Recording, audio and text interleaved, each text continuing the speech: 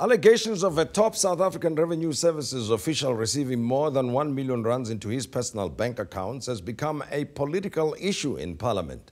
The official, Mr. Jonas Makwakwa, is accused of having received payments from suspicious sources. Members of Parliament have called on the SARS Commissioner Tom Moyani to institute disciplinary action against his deputy. AmaBhungane Investigative Unit has been following the story, and Susan Comrie has been on the story. She's with us on the show. Susan, pleasure to have you join us to explain what seems like a relatively complicated story. It's, on the surface, straightforward, but somewhere else, question becomes, what is the issue with this story? Because it's something that relates to what? Something that started in 2011 and has been going on to 2016. The amount mentioned is 1.2 million rands, to be precise, and it looks like it's been various deposits over that period of time. What actually is the story here? Well, we don't actually know how this report came about. It's a report by one of the banking regulators. What we understand is that the nature of the payments, because you had a number of payments over a period of time, because you're talking about large amounts of cash being deposited into an account, that seems to have raised a red flag in the normal course of banking business. And then this has led to this report. Now the report, it's only a preliminary report. We have to remember that Jonas Makwakwa and the other person involved, Kellyanne Elskie, have not had an opportunity to put their side of things forward. So there may be explanations, at least for some of the deposits that have been made.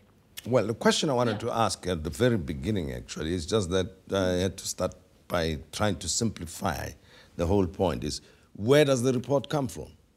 So it's from one of the banking regulators. We're not in a position to disclose which one that is, but it would certainly be well known to Commissioner Tom Moyani where the report comes from, and also to the Hawks who have allegedly received the report. Here's a report, comes from one of the banking regulators, and who was the report handed to, and for what purpose? So as we understand, the report was handed to Moyani back in May, on the 17th of May. Of this year? Of this year. Right. The report, it's a preliminary report, and it recommends that an investigation be done. Now, it says on two grounds that an investigation should be done. The one is to determine, are these the proceeds of crime arising from corrupt activities? And the second is to determine, are these acts of money laundering? Now, it doesn't come to a definitive conclusion to say that this is definitely a crime has taken place, but it says we deem these payments to be suspicious and unusual, and we say that our recommendation is that an investigation should be launched to determine exactly what has gone on here. I suppose because many ordinary South Africans would wonder, deposits are made into people's accounts now and again. Why does this make it such a special case in the case of Jonas Makwakwa? I suspect it's got to do with the fact that he works for SARS and that he's one of the most senior people there, I suspect. I'm not sure. Could that be the reason? No, you're absolutely right. The amounts we're talking about, particularly in a South African context where we're talking about, corruption stories all the time, the amounts are not huge. We're talking about 1.7 million rand that was deposited into his account and also into the account of his girlfriend, Kellyanne Elskie. So, and that's going over a period starting in 2010 until 2016. Now, the majority of the deposits seem to be concentrated around 2014, 2015. So there is a question as to why there were such large deposits then. In the case of Kellyanne Elskie, there's also a question of 3 deposits totaling around 450,000 rand that were made over 3 days.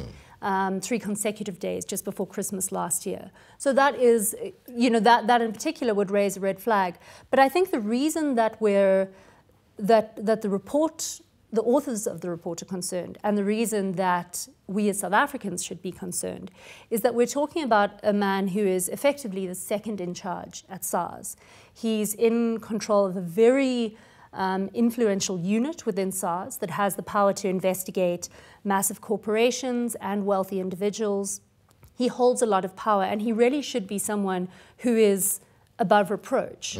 So when there are any question marks, sort of, even if the amounts are perhaps smaller than we're used to in a normal context, then I think it does give justification to say that there should be a thorough investigation. And that, I suppose, would be the reason why AmaBhungane yourselves would follow up this kind of story.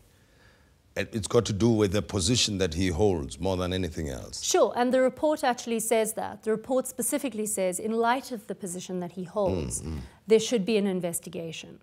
So with your investigations, there are probably a whole number of questions that are arising now. You're coming across certain information as well as raising newer questions. What are the questions then that are coming up as a result of your own investigations? Well, I think there's two things. First of all, there's a lot of unanswered questions in the report itself. One of the areas that is still quite vague are these transfers, these EFT transfers that he received. Now, the authors of the report identify the transfers as having originated with a tender that was awarded by the Department of Water and Sanitation, and they've connected a series of companies. There, it's not quite clear how those companies connect, and I think there's still a lot of digging to be done in that area. But I think the question that's now arisen since the story on Sunday is, what action has SARS taken? Because the question has now become, there is this seemingly very serious report, and it's not an anonymous report. It's from a very credible institution that gets handed to the commissioner back in May. What action has he taken? Now, we would have expected that SARS would have been quite forthcoming and would have said, look, we got the report on this date, this is the action that we've taken, this is the action that we're continuing to take. But that hasn't happened. SARS has been very quiet about this. They don't want to comment. And I think the problem is the longer they don't comment, the more that these sort of questions start to fill that void. These questions political parties are wading into the whole debate now. It's already been raised in Parliament, this matter. So what is the view of the political parties generally, but specifically the opposition parties? I know the DA has raised specific questions here. The DA seems to have actually raised some questions at the end of last month. They seem to have picked up on this somehow and did put questions to Moyani.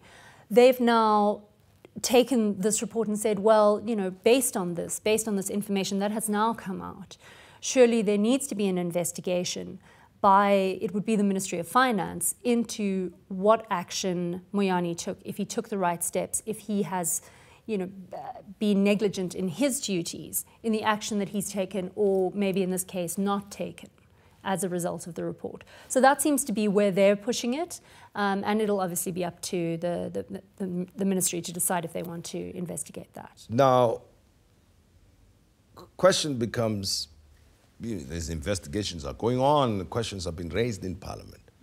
At the end of it all, why should we care? I guess we should care because, there's an interesting trend that seems to be happening. And I'm not suggesting that we should just look away when stuff that's unbecoming goes on within the system, right? But, one could say you might be chasing up the wrong or barking up the wrong tree here. Newspapers and opposition parties are beginning to run out of stories now. They'll see corruption even where none exists, for instance. Sure. Look, I think in this case, the report is clear that there's definitely enough evidence to warrant an investigation. Yeah. That this is not an anonymous source who's raised their hand and said, I have a problem with this. It's delved into bank accounts. It's looked at footage from ATM cameras, from bank cameras, and it said, we need to do an investigation here. So I think based on the report, it's clear that this does need to be taken further. I think the interesting question for us as journalists, perhaps, is where you start to see information leaking out, where you start to see things that would have normally been hidden coming to light. I think we have to ask, well, it's great for us because it gives us lots to investigate. But I think one also has to start saying, what's going on internally that people do not feel that they can follow the normal course, that a normal investigation will take its course. All right, for now, the investigation seems to be taking place in the media domain. What about the police or the criminal investigation system, the Hawks, for instance? Mr. Tom Moyani himself, the commissioner, and Mr. Makwakwa himself, what have they said about all of this? Well, to date, they've said very little. And I think that's one of the things that, that has now become the story, is their lack of sort of concrete information about what they've done. The Hawks, initially when we had approached the Hawks, they were struggling to establish whether or not a case had been opened. They now seem to have said, it's been reported that they've said that this is an internal SARS issue. I mean, that's a ridiculous idea to suggest that, you know, when we're talking about potentially money laundering, when we're potentially talking about corruption, that is somehow an internal SARS issue. Those are criminal matters that need to be investigated.